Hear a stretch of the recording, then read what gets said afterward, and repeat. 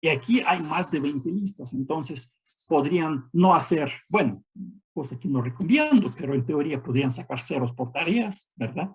Pero reponer todo esto con 20 listas, etcétera. ¿Sí? O en exámenes también se puede reponer puntitos, pero máximo 10.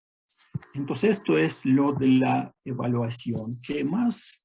Y señores, creo que esto es todo lo que me ocurre por el momento, ¿verdad? Entonces, a ver, señores, ¿alguna duda?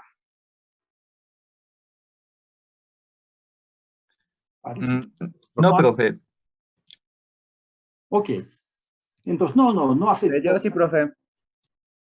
El señor Duarte, ¿quiere decir que tiene una duda o no? Sí. ¿Usted nos daría después el horario en que se puedan presentar las listas? No. Sí, una buena pregunta. O sea, es una cita individual para que no habrá horarios. No habrá horarios, me tiene que escribir un email diciendo, profesor, soy estudiante tal y quiero presentar lista 7, por ejemplo.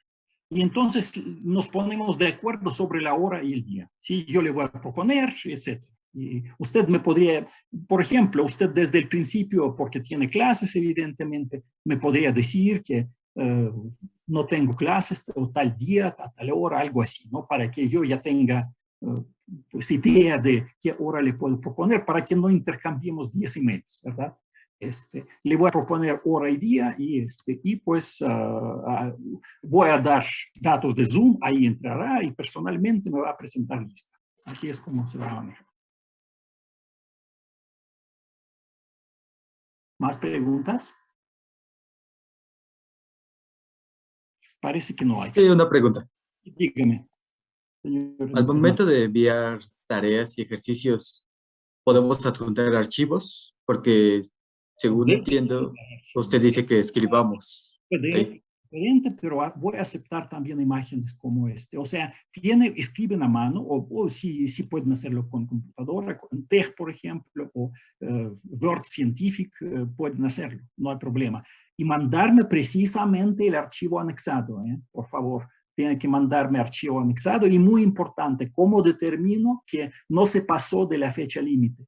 O sea, cada correo tiene fecha de envío. Entonces, esta fecha y hora de envío tienen que ser antes de las 12 horas, bueno, 24 horas, de hecho, del viernes de esta semana, en este caso para la tarea número 1, ¿no? Entonces, señores, yo voy a ver datos de envío. Si son después, yo no califico la tarea, ¿sí? O sea, la fecha de envío y la hora tienen que estar antes de la fecha límite. Entonces, esto es importante. Y sí, por favor, háganlo a mano o con computadora, como quieran. Prepárenme archivo PDF, que es lo mejor, pero si no, está bien. Imagen en cualquier formato razonable. JPG, hay formatos raros con iPhones, traten de evitar estos formatos raros, como Hike, algo así. También puedo transferir formatos raros a formatos normales, pero realmente es una friega y me toma mucho tiempo. Entonces, por favor, utilicen formatos normales como JPG, imagen y PDF el archivo. Ajá. Más preguntas.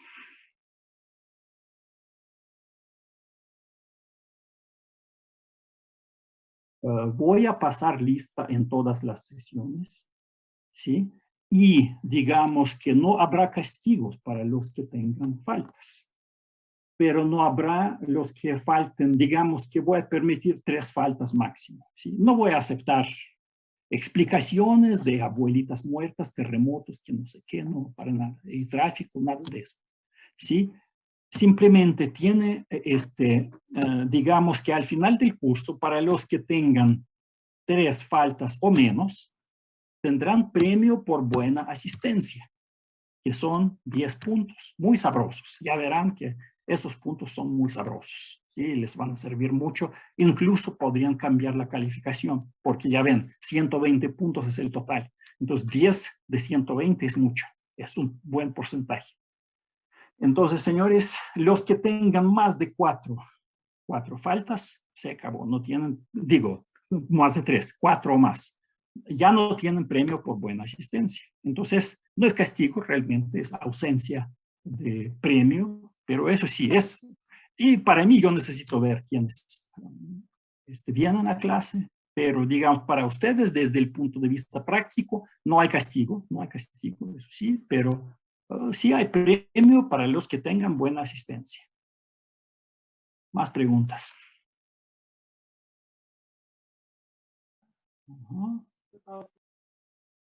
Bueno, señores, entonces vamos a trabajar, pues, ¿no? Entonces yo quito este navegador y voy a poner, aquí está. Entonces, señores, cálculo avanzado 1 y primer capítulo que vamos a ver son propiedades básicas de los números reales. Entonces, aquí, ¿cómo va a ser forma? Bueno, es un PDF que voy a leer, voy a explicar los conceptos. En algunos casos, en muchos casos, de hecho, voy a dibujar en pantalla blanca. Bueno, entonces ustedes lo verán. Pero pues vamos a empezar. Entonces, propiedades básicas de los números reales. Entonces, primero viene este recordatorio. Repaso de conceptos lógicos. Realmente, señores, estos conceptos lógicos y símbolos son abreviaciones nada más, no tienen nada, digamos, misterioso ni científico, simplemente sustituyen palabras para no escribir demasiado. Entonces, este símbolo, que como A volteada, ¿no?, proviene de la expresión for any en inglés. Y entonces es una abreviación para decir para todo, para cualquiera, para cada, o sea, para todo. Ese es el símbolo, ¿sí? Digamos, déjeme resaltarlo para que... Entonces, simplemente este símbolo se llama para todo. ¿Alguna duda, señores? Bueno, otro símbolo que es la E volteada. Esto se llama existe, o sea, en inglés igual existe. Y simplemente, señorita Abigail, que tiene una pregunta. Ok, o apague su micrófono, por favor, porque se oyen. Si hay ruidos, señores, por favor, los que tengan ruidos, apaguen su micrófono. Entonces, este símbolo existe, se lee existe, es la letra E volteada. Este símbolo se utiliza para negar afirmaciones y se dice, no es cierto que, se puede leer que no es cierto que, por ejemplo, aquí, no es cierto que X sea menor que Y, ¿sí? O sea, esta afirmación se niega y se puede leer como no es cierto que. Ajá. Ok, el siguiente símbolo, flechita, que va a la derecha, ¿verdad? Se llama, dice que una cosa implica la otra. También, señores, es una abreviación nada más. Entonces, esto implica, o sea, en lugar de entonces se pone, por ejemplo, bueno, puse este ejemplo, voy a resaltarlo y leerlo. Entonces, si X es mayor o igual que Y, entonces X más 1 también es estrictamente mayor que Y. Bueno, en este caso la frase es correcta, ¿verdad? Pero no necesita ser correcta, ¿sí? Porque es lectura nada más. O sea, de X, podríamos leer esta frase también como de X mayor o igual que Y, se sigue que X más 1 es estrictamente mayor que Y. Entonces, esto es lo que significa esta flechita. La flechita al otro lado, a la izquierda, significa lo mismo, pero en otra dirección, ¿no? Se puede leer, se implica por ejemplo, X menor que 2 se implica por X igual a 1. O podríamos leerlo de la derecha a la izquierda. Si X es igual a 1, leer la flechita entonces X es menor que 2, ¿sí? Pero bueno, entonces es conveniente utilizar flechitas en ambas direcciones. Entonces, igualdad, pero significa esto que la igualdad X igual a 1 implica que X es menor que 2. Ajá, señores, ¿alguna pregunta por el momento? ¿Cualquier cosa? No, profe. No, señor Sama, no hace falta decir que no, simplemente con calladitos es suficiente, porque si 40 personas me dicen que no, sería imposible trabajar. Entonces, digamos, si simplemente se quedan callados, significa que no hay preguntas, ¿sí? Pero eso sí, si yo hablo con una persona concreta, digo, señor López, ¿tiene preguntas? Entonces el señor López sí me tiene que decir si hay preguntas o no. Pero si hablo con todos, no hace falta decir que no, simplemente se callan y yo entenderé que no hay preguntas. Ajá. Ok. De acuerdo. Perfecto. Entonces, este símbolo quiere decir que las afirmaciones son equivalentes y podría leerse como sí y solo sí. Por ejemplo, menos 1 es menor que x menor que 1. Esto se cumple sí y solo sí. El valor absoluto de x es menor que 1. ¿Sí? En este caso, la frase es correcta, pero podría ser falsa. No importa, porque el símbolo este es simplemente abreviación. Abreviación es para leer una fórmula. Luego de leer una fórmula, eso sí, tenemos que determinar si es correcta o no, pero esto es otra cosa. Todavía estamos hablando del lenguaje, nada más. Bueno, seguimos. Entonces, este símbolo con tres líneas indica que el concepto por definición es concepto por definición. Por ejemplo, si quiero definir una función f de R en R es inyectiva, entonces este símbolo, ¿cómo lo leo? Significa por definición que x distinto de y implica que f de x es distinto de f de y. ¿Sí? Entonces, simplemente es abreviación, o sea, porque la definición no es equivalencia. Formalmente sí es equivalente, pero hay diferencia, o sea, la definición como que genera el concepto. Entonces, por eso tenemos que no utilizar equivalencia, sino este símbolo de que es por definición, o significa por definición que. Ajá. ¿Alguna duda, señores? Ok, seguimos. H. Este símbolo, angulito hacia arriba, se lee como I y significa que se cumplen las dos afirmaciones que conectan. O sea, A, este símbolo. B significa que se cumplen las dos afirmaciones A y B. Por ejemplo, x cuadrado mayor o igual que 0 y coseno de x es menor o igual que 1, es una afirmación cierta, ¿verdad? Para cualquier x en R. Porque para cualquier x en R el cuadrado es no negativo y coseno siempre es menor que 1. Ajá. El angulito hacia abajo se utiliza como O, que se cumple por lo menos una de las afirmaciones que conectan. Es decir, A y B significa que se cumple, A o B, perdón. Significa que se cumple A o B o bien las dos afirmaciones A y B. No separa A y B, no es que se cumpla A y no se cumple B, no. Pueden cumplirse ambos o uno de ellos. Entonces, por lo menos una de las afirmaciones A y B se cumple. Esto significa el símbolo este. Y se lee como O, A o B. Ajá. Parece que no hay preguntas. Ok, seguimos. Y este calavera, pues parecido a la calavera, significa que se obtuvo una contradicción. Yo no voy a utilizar este signo de exclamación para contradicción. Voy a utilizar este signo. ¿Qué tal, señores? Siempre no hay preguntas.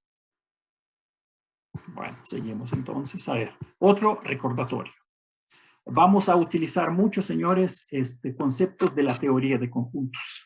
Es importante que sepamos usar estos conceptos. Entonces voy a repetir cosas que para ustedes incluso yo creo que van a ser fáciles, ¿no?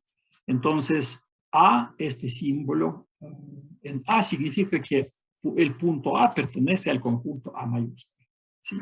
Esta expresión abrevia la frase A está contenido en B.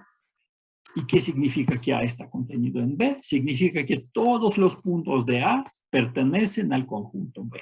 ¿Sí? O sea, este es el símbolo. Y podemos voltear este signo de contención y tendremos la contención también, pero al revés. Entonces esto sería A contiene a B. O podemos seguir diciendo que B está contenido en A. Entonces el símbolo volteado significa lo mismo, pero en otra dirección, evidentemente, ¿no? Ajá, es decir, B, esto es lo mismo que B está contenido en A. Ahora, podemos tachar un símbolo con la diagonal, entonces es la negación de dicho símbolo. Por ejemplo, si tachamos pertenencia, esta frase dice que A no pertenece a B. El puntito A no pertenece al conjunto B. Y si tachamos la contención, como aquí, señores, entonces esta frase dice que el conjunto A no está contenido en el conjunto B. Esto es que A no contiene al conjunto B. ¿Alguna duda, señores? Parece que no hay dudas. Ok, seguimos entonces.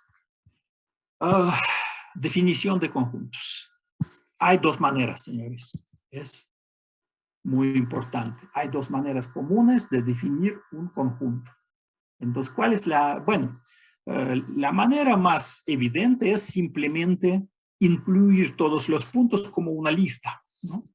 Entonces, si ponemos un conjunto así, A igual a 3, 4, 17, raíz cuadrada de 2, 2017. Entonces, consiste de 4, es la lista de sus elementos, o sea, sus elementos son 3, 4, 17, raíz cuadrada de 2. Estos números del conjunto. Pero, señores, una lista podría ser infinita. Entonces, lo tenemos que indicar de tal manera que sea claro qué es lo que queremos decir. Es 2, 4 de los números enteros positivos pares, 2, 4, 6, etc. Ajá. Y la segunda manera de definir el conjunto es poner que el conjunto es conjunto de X. Bueno, X podría ser cualquier letra, tal que se cumple la propiedad phi de X, ¿sí? O sea, los elementos del conjunto A son todos los números X que tienen la propiedad phi de X. Puede ser cualquier propiedad, ¿sí? Por ejemplo, podría ser A es conjunto de X tal que X es par. O A es conjunto de X tal que X es mayor que C. O sea, cualquier propiedad, aquí la denoté phi de X. Ajá. ¿Alguna duda, señores? ¿Cualquier cosa? Parece que no hay dudas. Seguimos. Entonces, este símbolo, o sea, como 0 tachado, denota el conjunto vacío, ¿sí? Si hay conjuntos A y B, hay operaciones, ¿sí? Las más importantes, la intersección. A intersección B, ¿qué significa? Que en este conjunto entran los puntos que pertenecen tanto a A como a B. O sea, la intersección A intersección B consiste de los puntos que pertenezcan a ambos conjuntos A y B. La unión A unión B consiste de los puntos que pertenecen a alguno de los conjuntos. Tal vez a los dos, pero por lo menos a alguno. Y A menos B consiste de los puntos de A que no pertenecen a B. Entonces, estas son las tres operaciones, pero, señores, pero bueno, antes de que empiece, a ver, ¿alguna pregunta? No hay pregunta. Seguimos entonces. Señores, la cosa es que en este curso tenemos que aprender qué son uniones e intersecciones infinitas. Entonces, señores, antes tal vez les haya parecido muy fácil todo esto, pero ya aquí en C, mi práctica muestra que no es nada fácil. Entonces, fíjense bien, por favor, y tienen que practicarse para aprender esto. Entonces, uniones e intersecciones infinitas, ¿qué son esto? Bueno, esto prácticamente es lo mismo que infinitas. Entonces, si A es una familia de conjuntos, ¿sí? A caligráfica. Cualquier familia tal vez infinita. Bueno, puede ser finita, puede ser infinita. Entonces, la unión de esta A caligráfica es unión de todos los elementos. ¿Y de qué puntos consiste? Consiste de los puntos que pertenecen a algún elemento de A. Déjenme dibujarles. Voy a utilizar pantalla blanca. ¿Sí? Entonces, por ejemplo, señores, agarramos conjunto A y conjunto B. Entonces, la unión A unión B podemos escribir, consiste de puntos X, tales que X pertenezca a A o X pertenece a B. Ajá. Esto es unión de dos conjuntos, cosa que ustedes evidentemente conocen muy bien, pero en caso, si ponemos U, esta familia consiste de dos conjuntos, A y B. Entonces, señores, ¿qué sucede? Entonces, la unión de U, unión, es precisamente A unión B. ¿Sí? O sea, un puntito pertenece a la unión si pertenece a algún elemento. ¿Qué tal si U, por ejemplo, consiste de conjuntos A, B y C? Entonces, señores, la unión de U es A, unión B, unión C. Y consiste de puntitos que pues pertenezcan a alguno de estos conjuntos, a A, a B, o a C, o a más de ellos. Ajá. ¿Alguna duda, señores? Parece que no hay dudas, pero hay conjuntos infinitos, hay familias infinitas de conjuntos. Por ejemplo, a ver, ¿qué ejemplo de una familia infinita podría ser? Por ejemplo, ¿qué tal que U consiste de los intervalos n más 1, tal que n corre sobre los naturales? Esta familia ya es infinita, señores. Vamos a dibujar unos cuantos elementos. Por ejemplo, esto es 0, esto es 1. Entonces, de 1 a 2 es el primer elemento, ¿no? Esto es 1, 2. O sea, aquí n es igual a 1. De 2 a 3, este intervalito es 2, 3. Y aquí n es igual a 2, y etc. ¿Verdad? Entonces, aquí es una familia infinita de conjuntos. Ahora no es finita, es infinita. ¿Y qué es la unión de estos intervalitos? Bueno, la unión sería todos los puntos a partir de 1 menos los enteros, ¿no? Por ejemplo. ¿Alguna duda, señores?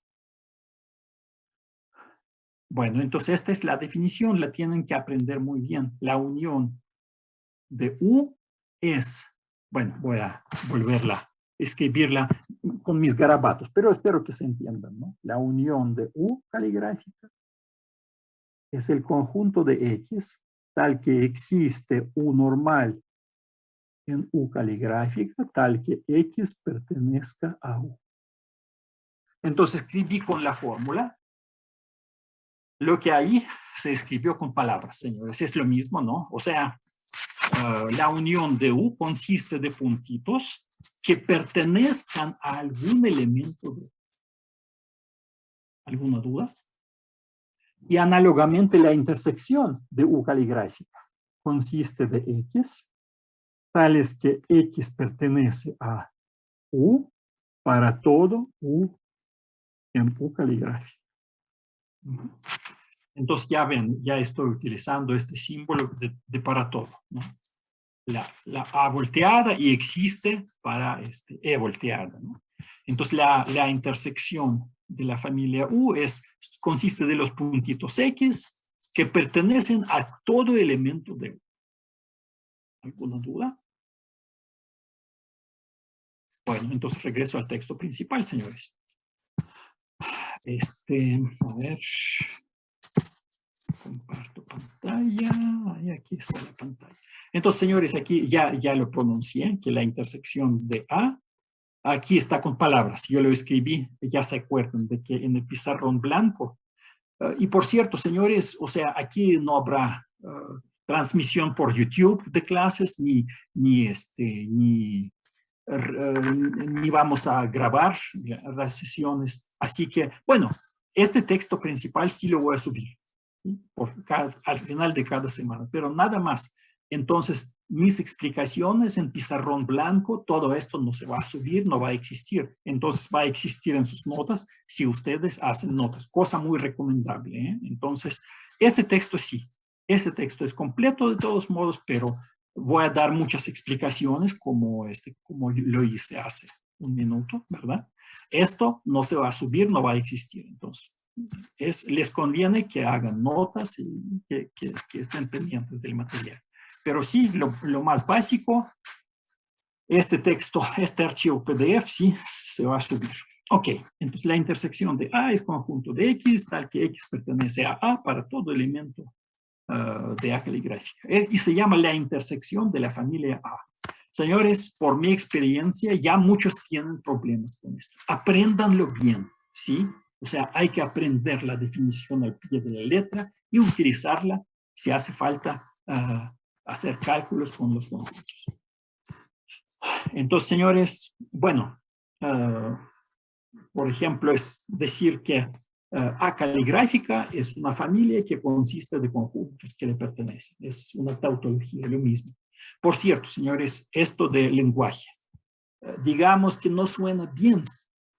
O sea, un conjunto puede pertenecer, puede ser constituido de puntos o de conjuntos, pero decir conjunto de conjuntos no suena bien. O sea, en español no está bien, esta repetición es bastante fea. Por eso se dice, en lugar de conjunto de conjuntos, se dice familia de conjuntos. ¿Sí? Para que suene mejor. Pero de hecho, creo que en nuestro caso no vamos a llegar a esto, pero en teoría podría ser un conjunto cuyos elementos son familias de conjuntos. Entonces, en este caso, para no decir familias de conjuntos, porque suena feo, se dice colección de familias de conjuntos. O sea, pero de hecho la profundidad de esto de conjunto puede ser cualquiera, nada más para nosotros va a bastar familia, ¿no? O sea, conjuntos de conjuntos se llaman familias de conjuntos. ¿Alguna pregunta, señores? Bueno, entonces esto de la unión, A es esto, unión de A corre sobre A y intersección de conjuntos A corre sobre A caligráfica, son otras maneras de escribir la unión e intersección respectivamente. ¿Alguna duda? Parece que no hay duda. Seguimos entonces, señores. Vamos a dar un ejemplo de una fórmula ya bastante larga. ¿Sí? Espero que sepan que los conjuntos A y B son iguales si solo si consisten de los mismos elementos. Es decir, un punto X pertenece a A si y solo si X pertenece a B. Eso es la definición, de hecho, de la igualdad de conjuntos, señores. ¿Y cómo expresamos esta definición con la fórmula? A igual a B, este símbolo significa, por definición, que para todo X, X pertenece a A, entonces X pertenece a B, y para todo X, si X pertenece a B, entonces X pertenece a A. Entonces ya ven que la fórmula podría ser ya bastante laboriosa para expresar la definición de igualdad de conjuntos. ¿Alguna duda, señores? No hay dudas. Bueno, ahora vienen ejercicios. Y los ejercicios son obligatorios. Bueno, muchos de estos ejercicios van a entrar en esta lista de ejercicios que ustedes tendrán que resolver junto con tareas, mandarme por email. Pero ahí habrá más. Pero estos ejercicios que aparecen en el texto principal, señores, tienen esta propiedad importante de que no voy a demostrar este ejercicio, pero esto es como si lo hubiera demostrado. O sea, son obligatorios porque pueden aparecer en el examen. Ajá. Entonces, y bueno, ejercicios o sus modificaciones, entonces les conviene mucho. De hecho, bueno, un ejercicio de la lista de ejercicios como semanal o de estos, pues esto puede aparecer en el examen, entonces como una pregunta, ¿sí? Entonces les conviene mucho poder resolver estos ejercicios. Entonces, a ver, 1.3. Supongamos que A es una familia de conjuntos y cada A en A está contenido en B. O sea, A está contenido en B para todo A en A. Demostrar que la unión está contenida en B. Este es el primer ejercicio. Y señores, es súper fácil, es trivialísimo, es para niños de 5 años realmente, ¿no? Simplemente checar la definición, checar que se cumple la definición, o sea, cada elemento de la unión pertenece a B. Esto es lo que hay que checar. Entonces, si todos los elementos de A caligráfica están contenidos en un conjunto, la unión también está contenida en ese conjunto. ¿Alguna duda? No hay. Ok. Dada cualquier familia de conjuntos, demostrar que su unión es más grande que cualquier elemento. O sea, A está contenido en la unión de A caligráfica para todo A en A. O sea, si tenemos unión de una familia. Sí, okay. Ejercicio 3. Esto es para que aprendan y entiendan uniones finitas e infinitas. Supongamos que A caligráfica es una familia de conjuntos y B está contenido en A para todo A en A. O sea, todos los elementos de A caligráfica contienen al conjunto B.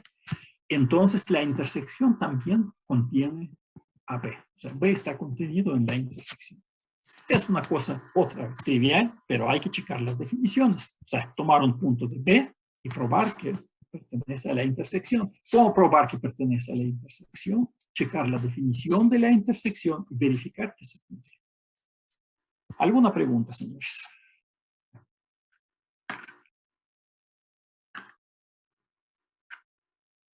No hay preguntas. Seguimos. Vienen más ejercicios. Entonces, dada cualquier familia de conjuntos A caligráfica, demostrar que su intersección está contenida en A para todo A en A. O sea, la intersección de una familia está contenida en cualquier elemento suyo. Esto es bueno comparar con esto, de que la unión contiene a cualquier elemento suyo. Pero la intersección está contenida en cualquier elemento suyo. Bueno, déjenme dibujarles estas situaciones para dos conjuntos. A ver, voy a compartir pantalla blanca y creo que voy a borrar todo esto. Entonces, señores, por ejemplo, hablando de la unión de dos conjuntos, ¿no? A y B. Y digamos que esto, si esto es C, C es la intersección, ¿no? A intersección B. Y la unión, entonces, A está contenido en A unión B, ¿no? Se nota, ¿verdad? Se nota que A está aquí y la unión es más grande. Contiene los elementos de B, pero C está contenido en A y C está contenido en B, ¿no? La intersección C es más chica que cualquier elemento, ¿no? C está contenido tanto en B como en A. Entonces, esta es la interpretación, señores, de estos ejercicios para dos elementos, pero hace falta demostrar para cualquier familia, que incluso puede ser infinita. ¿Alguna pregunta, señores? No hay preguntas. Ok, regresamos al texto principal. Voy a compartir pantalla otra vez.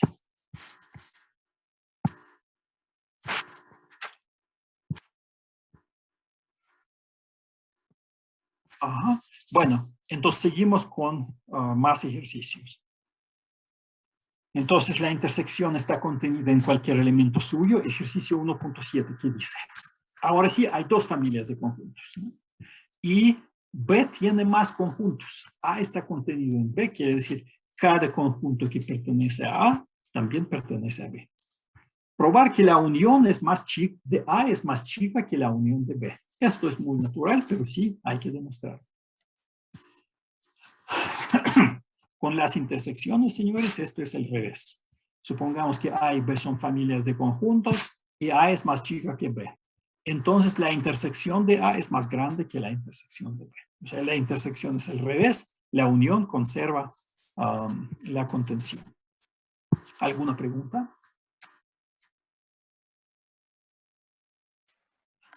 No hay preguntas. Ok, señores, entonces ley de De Morgan. Supongamos que A caligráfica es una familia de conjuntos, entonces demostrar que se cumple esta igualdad. B menos la intersección de A es la unión, se voltea el símbolo, de B menos A corre sobre A. O sea, tomamos todas las diferencias B conjuntos, tomamos la unión, esto sería B menos la intersección, es ley de Morgan 1, de Morgan 1. Y también ejercicio, ley de Morgan 2. Si tenemos una familia de conjuntos A, demostrar que se cumple la igualdad B menos unión. Con la unión pasa lo mismo. Bueno, no lo mismo, análogo. Volteamos el signo y tomamos intersección de los complementos. B menos A corre sobre A. Entonces, esta es la ley de Morgan 2. Ajá. ¿Qué tal, señores? ¿Alguna pregunta? Bueno, entonces ya terminaron todavía los ejercicios y vamos a información importante. ¿De qué se trata? Bueno, la construcción rigurosa del sistema de los números reales se realiza axiomáticamente a partir de los números naturales. Y esto no es fácil, es camino muy largo y complicado. Y en este curso, de hecho, yo lo hacía antes, pero que no vale la pena, entonces no vamos a hacerlo. ¿Sí? Entonces no vamos a poner la construcción rigurosa de R, porque pues sí, realmente no es análisis, es más lógico que análisis.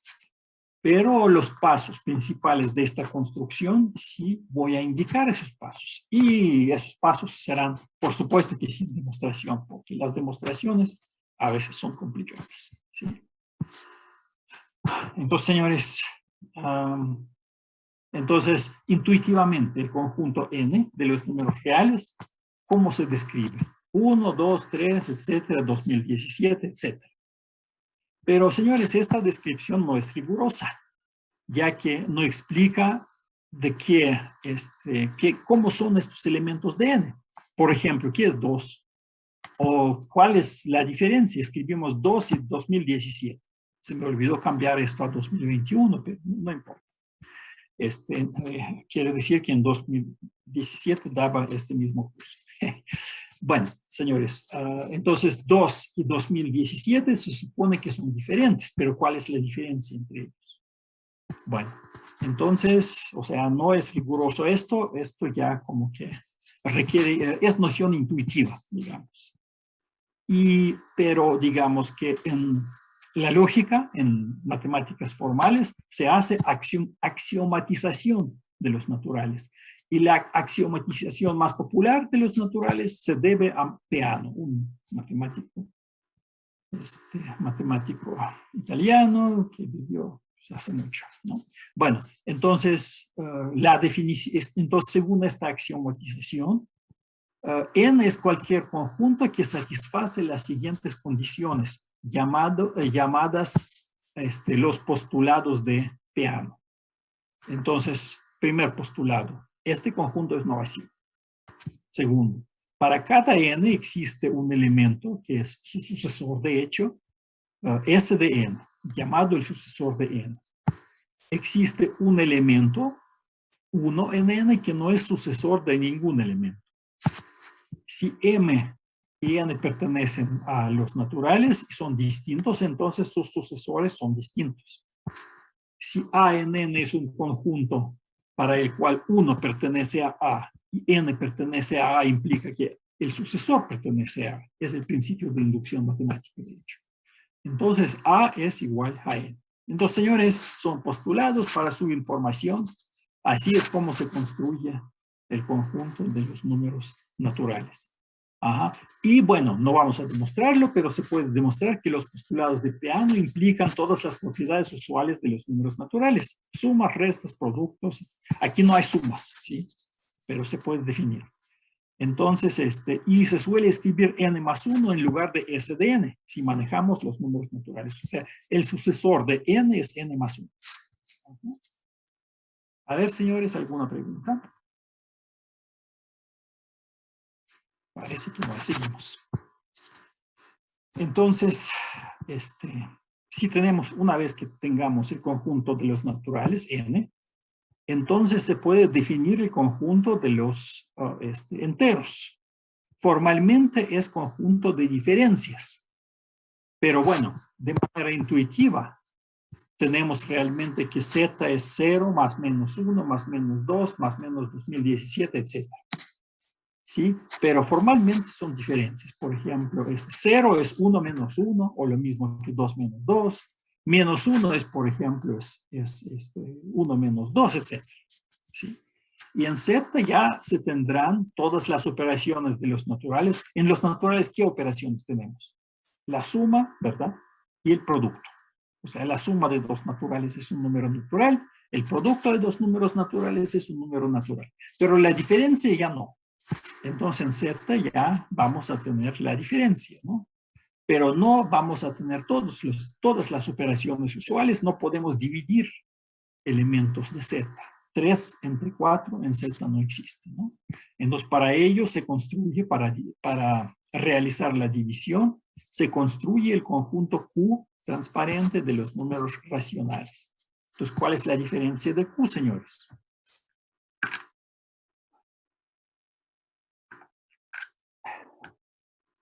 Entonces, Q es el conjunto formal de estas fracciones formales, donde P y Q pertenecen a Z, y Q es distinto de 0.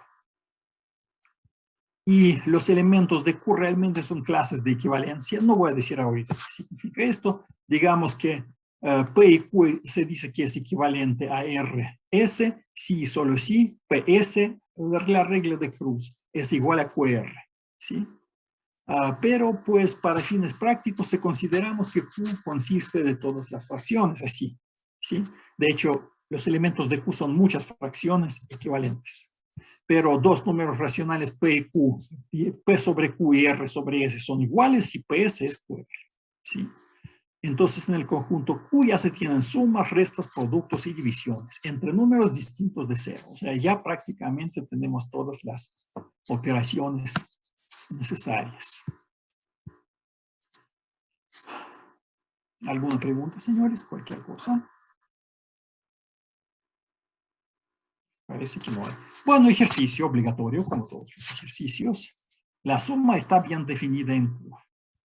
Supongamos que tenemos números PR, P', R' en Z, QS, Q'S' ya distintos de 0 en Z. Y tenemos igualdades, que P sobre Q es igual a P' sobre Q' y R sobre S es R' sobre S'. Demostrar que las sumas son iguales. Sin esto, la suma no tendría sentido sin esta igualdad. Y aquí fíjense que hay que utilizar la definición, ¿verdad? De la igualdad, de la suma, demostrar que la regla de la cruz se cumple. Aquí hay cálculos que hacer, ¿sí? Que la suma está bien definida. Para la resta es lo mismo, ¿no? También ese ejercicio. La resta está bien definida en Q. Supongamos que tenemos números PR, P', R', QS, Q'S', distintos de 0, tales que P sobre Q es P' sobre Q' y R sobre R, S es R' sobre S'. Demostrar que las diferencias estas son iguales. P sobre Q menos R sobre S es igual a P' sobre Q' menos R' sobre S'. ¿Sí? Entonces, esto no es evidente, hay que checar la regla de Cruz, etc. O sea, utilizar la regla Cruz acá, porque está dado, y checar la regla de Cruz aquí. ¿Alguna duda, señores? Ok, seguimos con este ejercicio. La multiplicación está bien definida. Bueno, igual, supongamos otra vez que hay P, R, P', R' en Z y Q, S, S' son distintos de 0. ¿Por qué son distintos de 0? Porque tenemos que dividir entre ellos, ¿no? Entonces tenemos igualdades P sobre Q es P' sobre Q', R sobre S es R' sobre S'. Demostrar que los productos estos son iguales.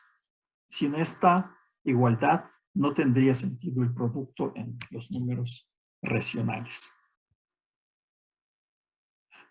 ¿Alguna duda, señores? Bueno, igual, la definición está bien definida en Q. Supongamos que tenemos números P' en Z y los demás R', Q, S, Q'S', no ceros en Z. Con estas igualdades, P sobre Q es igual a P' sobre Q', R sobre S es igual a R' sobre S'. hay que probar que P sobre Q dividido entre R sobre S es lo mismo que P' sobre Q' dividido entre R' S sobre S'. ¿Por qué más números distintos de 0? Porque tenemos que dividir. R no puede ser 0 porque tendríamos que división entre 0 igual R'. Ajá. ¿Alguna pregunta, señores? No hay preguntas. Seguimos. Observación 1.20. Entonces ya tenemos las 4 operaciones aritméticas en Q. Pero el conjunto de los números racionales tiene estas deficiencias que se llaman huecos, que impiden realizar algunas operaciones naturales. En particular, no siempre es posible invertir la operación de elevación al cuadrado, o sea, sacar la raíz cuadrada. Entonces, señores, ahora sí, es tiempo, por fin, llegué a la demostración, es la primera demostración de este curso. No existe un número P racional tal que P al cuadrado es igual a 2. ¿Sí? O sea, no existe tal número. O sea, la raíz cuadrada de 2 a veces dicen no pertenece a Q. Formalmente todavía no hemos definido la raíz cuadrada de 2, señores. Entonces, lo formulamos utilizando los conceptos que ya están definidos. Entonces, no existe el número P en Q tal que P cuadrado es igual a 2. Y ahora sí, voy a demostrarlo. A ver, antes de que lo demuestre, ¿alguna pregunta, señores? No hay preguntas. A ver, la demostración entonces. Vamos a suponer lo contrario con tal de llegar a una contradicción. ¿Sí? Entonces, supongamos que P pertenece a Q y P cuadrado es igual a 2. ¿Pero qué es? ¿Qué significa pertenecer a Q? Que es una fracción, ¿no? Existen mn en z, tales que n es distinto de 0 y P es m sobre n. Ahora sí son números enteros, ¿no? Pero, señores, ¿qué tal si sustituimos menos m en lugar de m? Tendremos el mismo cuadrado, ¿no? Y si sustituimos menos n en lugar de n, vamos a tener el mismo cuadrado, porque el cuadrado se come el signo de menos. Entonces, si alguno de ellos es negativo, le cambiamos el signo. Y así podemos considerar que ambos son mayores que 0, ¿no? Porque si m, por ejemplo, es menor que 0, le cambiamos el signo y tendremos de todos modos un número P cuyo cuadrado es 2, ¿no? Entonces, en este párrafo se llama la reducción de la demostración al caso cuando mn son mayores que 0. ¿Alguna pregunta, señor, sobre esto o cualquier otra cosa?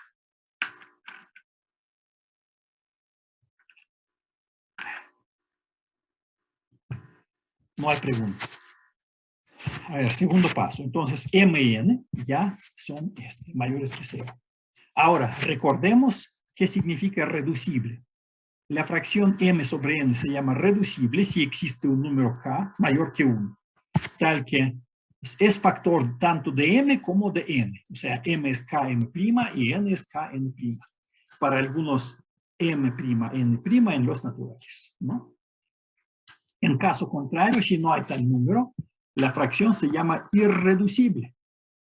Déjenme darles ejemplos con mi pizarrón blanco. Voy a compartir el pizarrón blanco. Aquí está. Entonces voy a borrar esto, señores.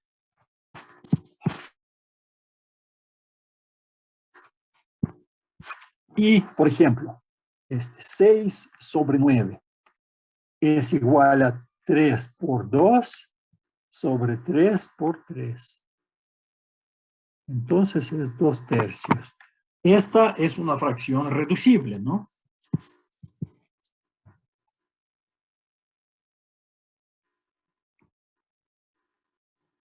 Esta fracción es reducible porque el numerador es 3 por 2 y el denominador es 3 por 3 en este caso, ¿no? Pero, por ejemplo, la fracción 7 sobre 15 es irreducible. Ajá.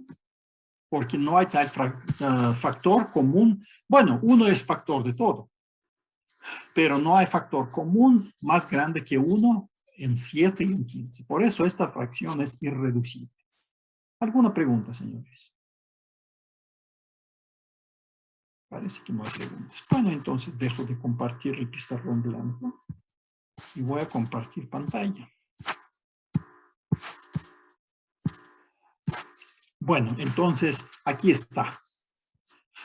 Y entonces si m entre n es reducible, entonces podemos eliminar k, como en el ejemplo, en el pizarrón blanco, escribir m' a n', donde m' es menor ya y n' es menor que n, porque hemos dividido sobre un número mayor que 1. Y si sustituimos ahora n por m', n', tenemos el mismo número, ¿no? Entonces, el numerador y el denominador son estrictamente más pequeños que en esta fracción. Pero no hay muchos números más pequeños, m-1. Entonces, haciendo a lo más m-1 sustituciones de este tipo, vamos a llegar a una fracción irreducible, igual al mismo número p. O sea, reducir, pero no se puede reducir infinitamente. Nada más máximo m-1 veces. Entonces, señores, el segundo paso fue demostrar que podemos suponer, sin perder generalidad, que el número p, que es m sobre n, es una fracción irreducible. ¿Está claro esto o necesito desglosarlo más?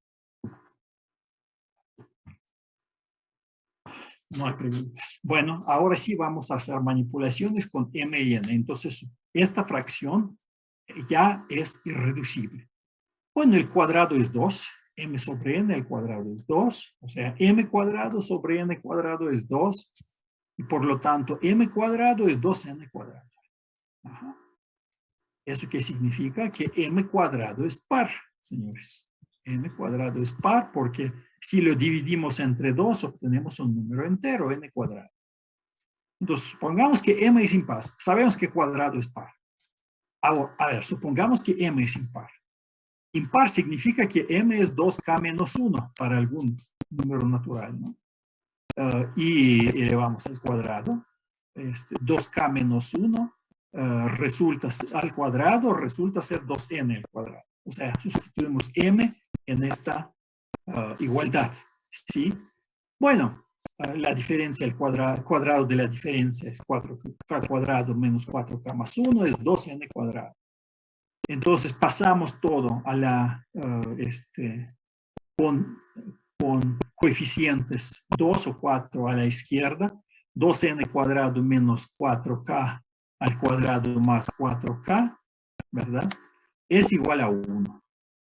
Pero resulta que 1 es 2 por un número entero. Es imposible porque 1 no es un número par, no es divisible entre 2. Esta contradicción, ¿qué muestra? Que m es un número par y por lo tanto m es 2k para algún k natural. O sea, m sobre 2 es un número entero. Ajá.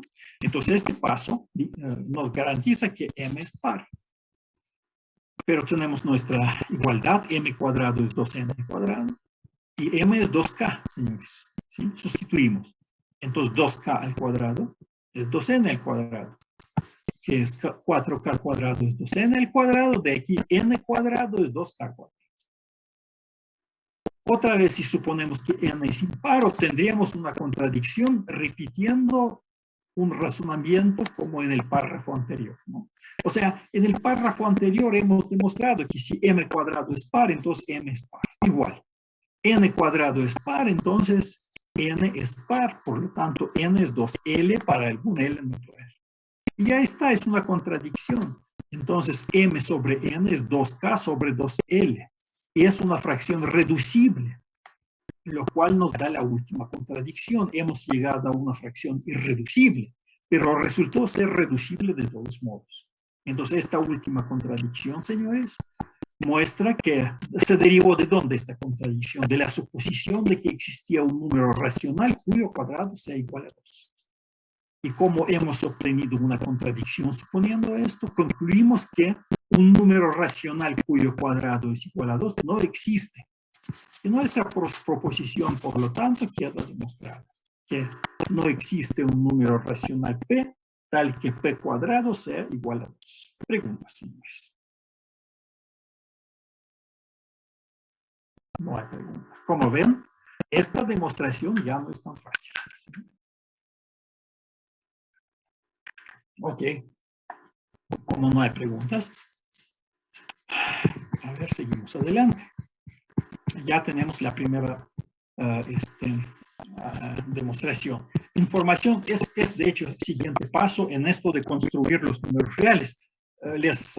Otra vez les recuerdo que estos pasos todos se realizan sin demostraciones, señores, sin demostraciones.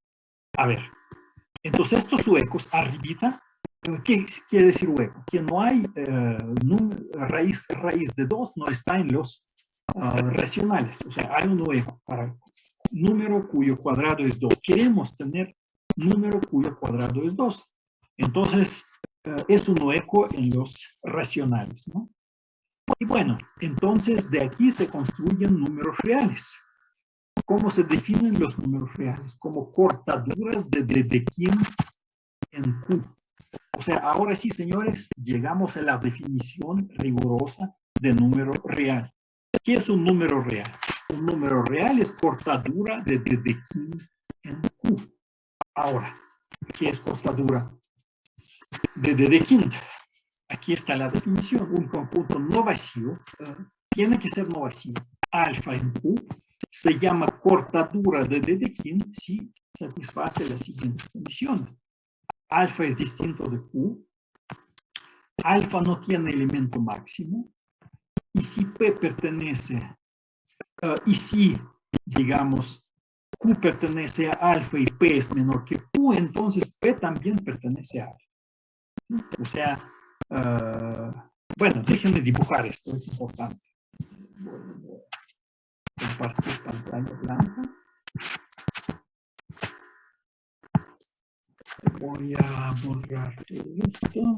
Entonces, alfa, voy a repetir esto con explicación.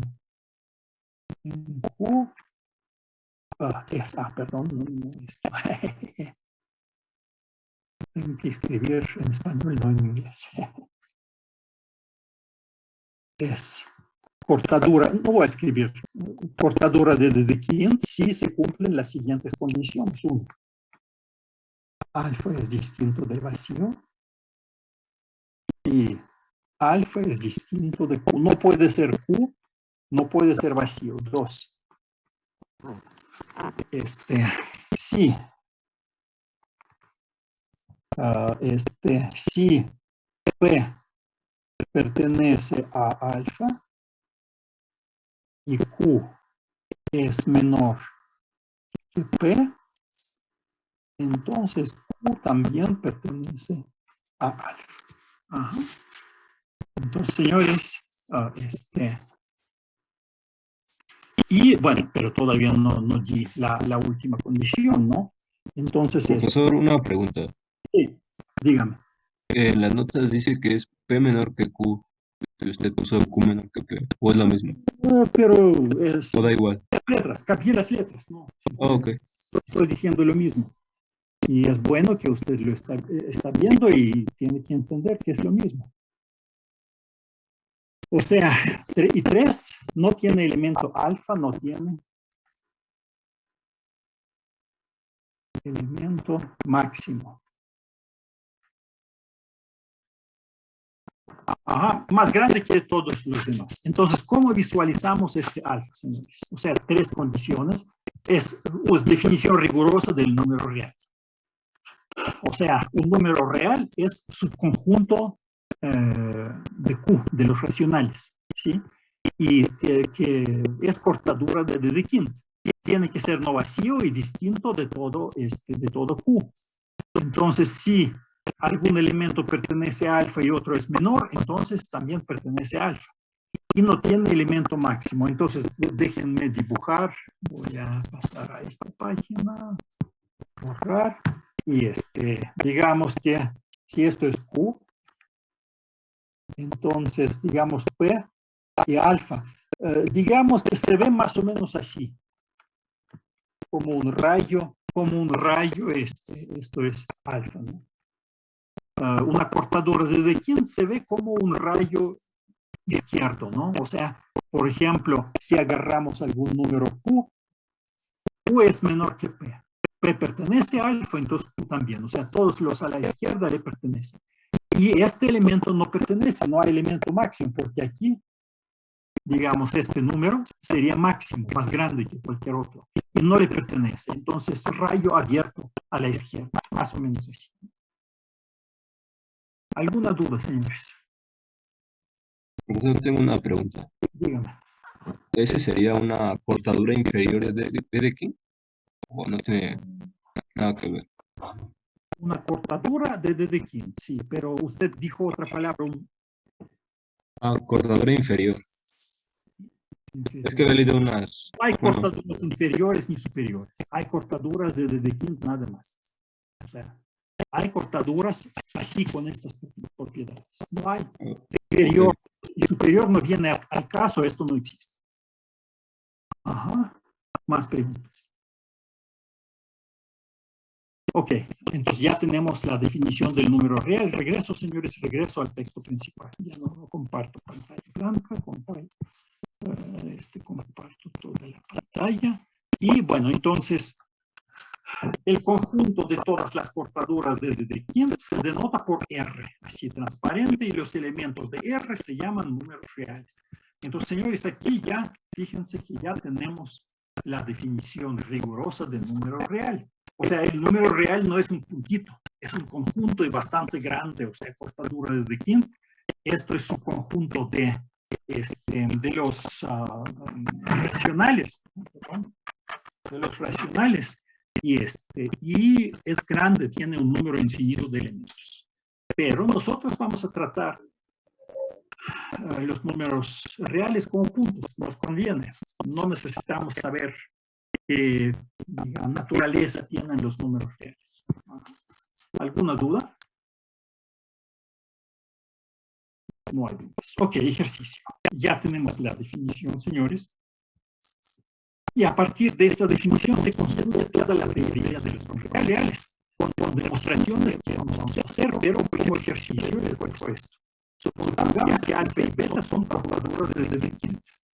Demostrar que el conjunto P más Q sumas P sobre alfa y sobre beta es una cortadura de Dedekind, misma que se llama alfa más beta. O sea, este ejercicio muestra cómo definir la suma de dos números reales. Otra vez, son conjuntos. Entonces, la suma de conjuntos, ¿cómo definirla? Así es como se define la suma. Las demás operaciones son más complicadas. O sea, esto se trata de un número 24. Este es el ejercicio más fácil. Podría entrar en el examen, señores. Se dejo como ejercicio. Y aquí se requiere un esfuerzo mucho mayor, señores, para definir la resta. La suma, por ejemplo, es fácil. Pero la resta ya no, la multiplicación y la división incluso son más difíciles. No voy a hacer esto, pero se puede definir para estas cortaduras de Dedekind y vamos a tratar estas cortaduras, o sea, con tipos como números enteros. Entonces, en este curso simplemente vamos a tener presente que todas las operaciones aritméticas se pueden definir en R. Y tendrán las propiedades usuales de las sumas, restas, multiplicaciones y divisiones. ¿Alguna pregunta? Una pregunta, profe. En ese ejercicio, el número de veces hay que probar que es durante antes de ver las propiedades que tiene el ejercicio, que no son los racionales, que no tiene elemento máximo, y la desigualdad, ¿no? Pero es menor que hay que probar para este conjunto, hay que probar que se cumplen todas estas condiciones de la definición de cortadura de Dedekind. ¿Más preguntas? Ok, señores, otro ejercicio. Queremos, por supuesto, que los racionales sean reales. O sea, números reales es un conjunto más grande que los números racionales. Entonces, para cada número racional definimos que R es conjunto Q que son menores que R. Resulta que este conjunto de números menores que R es una cortadura de Dedekind, misma que se llama cortadura racional. Y entonces, señores, bueno, este ejercicio para este conjunto hay que sacar todos los axiomas de procuradores de quién. Entonces, así es como se interpretan los racionales. El ejercicio anterior muestra que los números racionales también se pueden interpretar como procuradores de quién, y por lo tanto los racionales forman un subconjunto de conjunto R. ¿Qué preguntas, señores? Parece que no hay. Seguimos. Recuerdo 1.27. Entonces, a partir de este momento, olvidaremos que los números reales son conjuntos, no nos convienen. Son calculadoras de pero no vamos a manejarlos como conjuntos. Vamos a manejarlos como conjuntitos con R. Y para manejo adecuado de dicho conjunto, vamos a hacer uso de la pluralidad de las operaciones del orden R. Porque en R hay operaciones y hay orden. Dos distintos. ¿Qué significa eso? Entonces, esas propiedades se pueden demostrar otra vez. Pero no lo vamos a hacer porque ya ven que la definición de lo real no es tan fácil, ¿verdad? Checar las operaciones, las propiedades, evidentemente, pero son intuitivas estas propiedades, así que no vamos a demostrarlas, simplemente presentarlas para que tengan sentido. A ver, información importante, asociatividad. O sea, actividad de números reales, asociación. La ley asociativa. Tenemos las igualdades A más la suma de más C, es debido sumar a más B, luego C. Y A multiplicado por C es debido a B multiplicado por C. Para cualesquiera A, B y C, es la propiedad, la ley. La ley conmutativa dice que no importa el orden de la operación. Entonces, A más B es B más A y A B es B para cualesquiera A y B. Es la conmutativa. Elementos neutros. Existen elementos 0 y 1 en R. Tal A más 0 es A y A por 1 es A para cualquier A. Neutros, ¿por qué se dicen neutros? Porque no cambian números con las operaciones. O sea, sumamos 0 a A y obtenemos A no cambia. Multiplicamos 1 por A y obtenemos. Es fácil ver que 0 y 1 son números distintos. Es que si es fácil ver, a ver si ustedes son capaces de demostrar. Pero no es normalmente ejercicio. Elementos inversos. Para todo número A en R existe menos A en R, tal que A más menos A es igual a 0. Si A es distinto de 0, entonces existe A, el inverso A a la menos 1 de R, tal que A a la menos 1 es igual a 0. También ustedes conocen muy bien estas propiedades, por eso no vale la pena que nos distraigan. La ley distributiva. 32. Tenemos la igualdad A por B más C, es A B más C para cualquier A, B y C. Y ahora sí, vamos a formular ejercicios. Entonces, señores, A más 0 es igual a A para todo A en R. Y bueno, por eso el número 0 se llama el número neutro aditivo. Pero bueno, ¿cuál es la pregunta? Demostrar que el neutro aditivo es único. Es decir, que X pertenece a R. Y A más X es igual a todo A en R, entonces X tiene que ser igual a 0. No puede haber dos ceros. Se trata de que el neutro aditivo es único. Y el neutro multiplicativo también. Como se cumple A multiplicado por 1 es A para todo A en R, el número 1 se llama elemento neutro multiplicativo. Demostrar que el neutro multiplicativo es único, en el sentido de que si X es el punto en R, A por X es A para todo A en R, pues X tiene que ser igual a 1. Bueno, observación. La asociatividad de la suma y la multiplicación muestra que las sumas en las multiplicaciones no es necesario utilizar paréntesis. Así que en lugar de A más entre paréntesis más C y A más B más C, se debiera simplemente A más B más C. Análogamente, la expresión ABC se interpreta cualquiera de los dos por AB por C o A por C. Esto es por asociatividad. Entonces, lo mismo se puede decir con la suma con cualquier número de sumandos, señores, de producto con cualquier número de productos. Entonces, vamos a decir A, B, C, D, etc.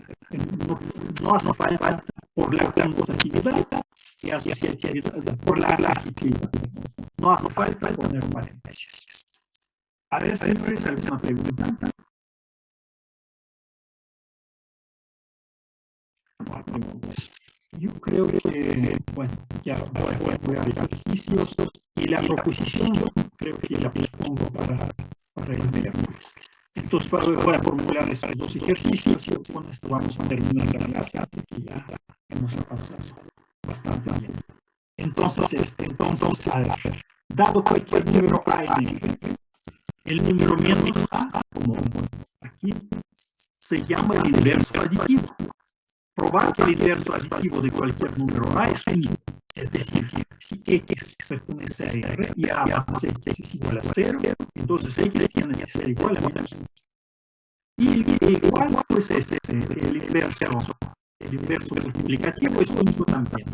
O sea, dado cualquier A en R menos 0, el número A menos 1 se llama el inverso multiplicativo. Probar que el inverso multiplicativo de cualquier número distinto de ese puesto es único. Es decir, si X pertenece a R y A por X es 1, entonces X es A a la menos 1.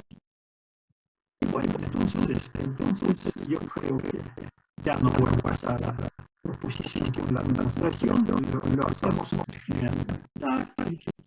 que con esto empiezo las próximas clases. ¿Alguna cosa? Sí, dígame.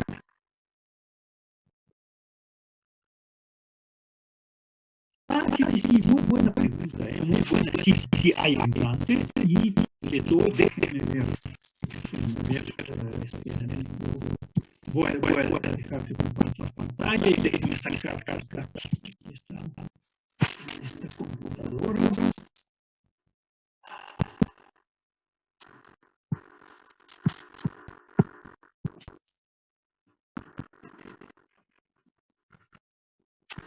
Déjenme ver.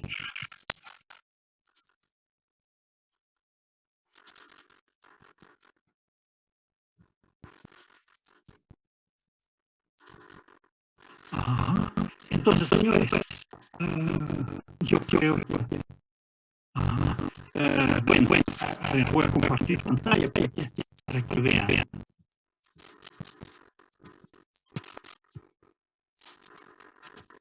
Entonces, señores, aquí tengo el correo de este ayudante. Se llama Luis Fernando Sánchez. Apúntenlo, por favor. Luis Fernando, bueno, pueden compartir la pantalla o como sea. Luis Fernando Sánchez, este es su correo. fer8sánchez@gmail.com, este es su correo. Entonces, su consulta va a dar consultas, señores. De 14 a 15 de 2 a 3 de la tarde, martes, los días martes y jueves. ¿Sí? Entonces, bueno, incluso da este número celular a los señores. Si ya copiaron pantalla, no hace falta, pero aquí está su número celular. ¿Sí? Entonces pueden dirigir sus dudas ahí y ponerse de acuerdo sobre consultas pues, en tiempo real, por Zoom. Yo no sé qué tecnología va a utilizar Luis Fernando, porque hay Zoom, por ejemplo, utilizamos en la web, pero también hay Teams de Microsoft. Esto se van a poner de acuerdo con él. Pero que sepan que de 2 a 3 martes y jueves hay consultas del ayudante. Pueden dirigir sus dudas y comunicarse a su celular. ¿Más preguntas, señores? ¿Una duda? Bueno, entonces ya hemos tenido nuestra primera clase. Yo aquí veo que algunas personas que ya tomaron más cursos. Por ejemplo, señor Quesama, estoy en lo cierto que usted ya tomó un curso conmigo. Sí, profesor, ¿Y cómo le parece? ¿Es igual como antes? ¿Es mejor? ¿Es peor? ¿Cómo le parece? Pues está mejor, bueno, hace más dibujos. Es que yo me guío más haciendo los dibujos. Como hace dibujos de las ilustraciones, me guío. Ok. Bueno, yo trato de mejorar también. Ya ven que es de clases a distancia, es nuevo para todos nosotros. Y no es tan fácil, es más difícil para ustedes. Pero bueno, parece que ya todo está bien y hemos tenido nuestra clase. A ver, una oportunidad de hacer preguntas. Profesor, yo solamente respecto al PDF que estamos viendo, dijo que lo iba a subir al final de esta semana, ¿verdad? No, este PDF voy a subir el material de la primera semana, no voy a subir todo el curso. Que ni existe, por cierto. Voy a subir el material de la primera semana a más tardar el sábado. Sí, o sea, el viernes, tal vez el viernes o el sábado a más tardar, voy a subir todo el material impartido en esta semana. ¿Sí? Ajá. ¿Más preguntas, señores? En la página que ustedes están viendo. En el futuro, si nos liquidan esta página y yo no tengo sustitución, no encuentro sustitución en ningún lugar, entonces simplemente voy a mandar por correo, voy a mandar por correo a todos ustedes el material del curso, exámenes, tareas, etc. Pero por lo pronto pueden utilizar la página para ver tareas, ejercicios, etc. Ajá. Ok, ¿más preguntas? No hay. Bueno, gracias. Entonces la clase se acabó. Hasta luego.